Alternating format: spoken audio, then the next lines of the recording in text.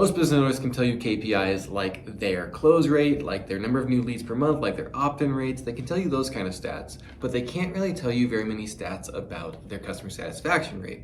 And because the majority of all of our revenue will come from repeat customers, I would argue that those numbers are more important. What is up, side hustlers, entrepreneurs, business builders, and dream makers? Welcome to the Sell Your Side Hustle Podcast, episode 105. It's great to be back in your earbuds once again. Today, we're going to have a conversation about customer satisfaction metrics. How do we know if our product or our service is actually good objectively? And I'm going to give you 4 KPIs that you should be thinking about on a regular basis, and I'm going to teach you exactly how to use them. So with that being said, let's get into it. The first KPI that I want to share with you guys is probably the one that you're most likely to be familiar with, and that is simply churn. So churn is what percentage of your repeat customers cancel their payments every single month. So if you have 100 customers paying you on a monthly basis and then 5 cancel, then you have a 5% churn that month. And churn is probably the quickest, easiest metric that you can look at to ask yourself, how good is my product or service? Because if you have a high churn rate, that tells you that it's not very good. But if you have a low churn rate, that tells you it is good. People like it and they like paying for it. Obviously, you want your churn to be as low as possible, and then industry kind of dictates what an expected churn rate should be. I would say the first benchmark is to get your churn into single digits, almost regardless of industry, and then industry specifics will tell you what it should be.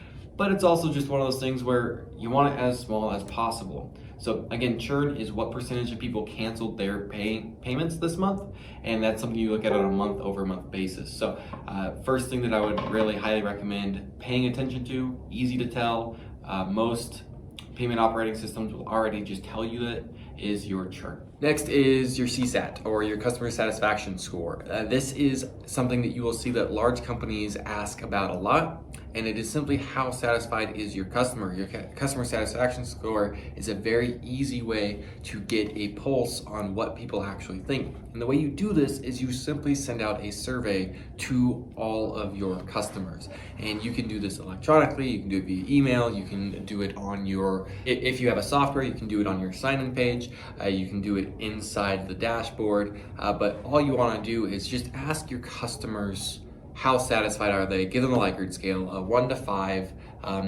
very dissatisfied to very satisfied. How satisfied do they say they are? And then you will be able to know what your overall CSAT is simply by averaging that. It's like a star rating kind of, right? Oh, I got a 4.5 star. Oh, I got a 2.1 star.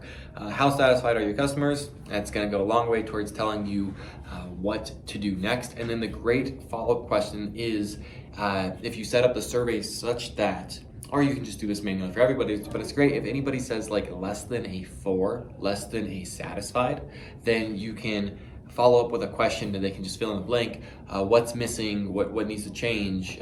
What were you hoping for? You can just ask them an open-ended question on what does it take? What would it take to get you to a 5? And then you can start product development. Number 3 is your NPS, your Net Promoter Score. This is the score that tells us how likely somebody is to refer others to you. So, for example, when I look at my top 10 customers over the last year in my POS, what I find is that 4 of them were referred to me. And then I can remember, oh yeah, this person was referred by this person. Oh yeah, this person was referred by this person. So I can see a little bit of my Net Promoter Score, because I can see that some of the people who I work with just refer other people to me. But it'd be way better if I, similarly to the last one, just sent out a survey and just asked people. And in this, the standard practice is that you ask them on a scale from 0 to 10, how likely they are to refer a friend or to share the product or service with others.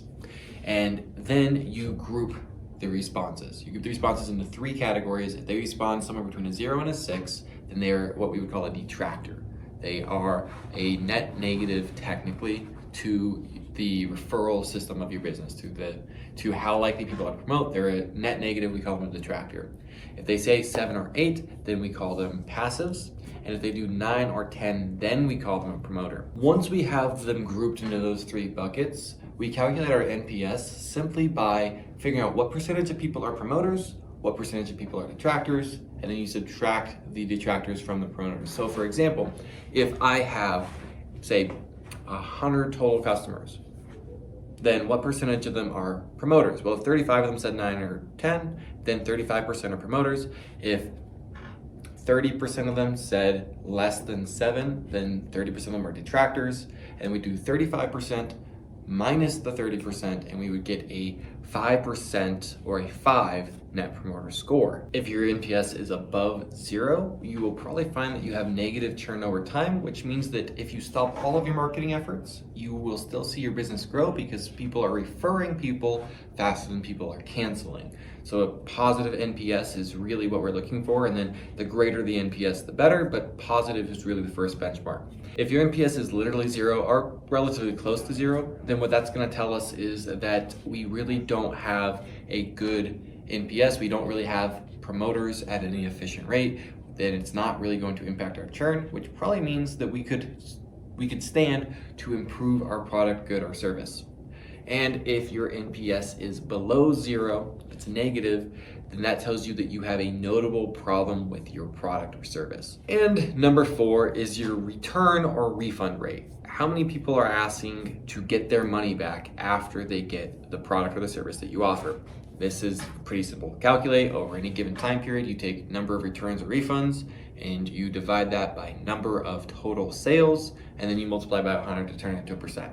Very easy calculation, tells you pretty quickly what percentage of people are immediately upset with your product or service. And then what you would really love to do, if you could, is you would ask everybody who asks for a refund or for a return why they weren't satisfied, and you track that data as well so that you can make product improvements. With the 4 metrics that I'm talking about here, I think that a good rule of thumb is that you would want to track them on either a monthly or a quarterly basis. I would say send out those surveys on a quarterly basis, or 1 month after somebody first signs up working with you would be a great time for them to get that survey. And then you could look at your monthly reports, you could look at your quarterly reports, look at your monthly churn, look at your monthly refund or return rate, look at your quarterly NPS, and look at your quarterly CSAT. And that would be a really good way of making sure that your product is better than everybody else's, and not just your opinion, but objectively according to what your customers say.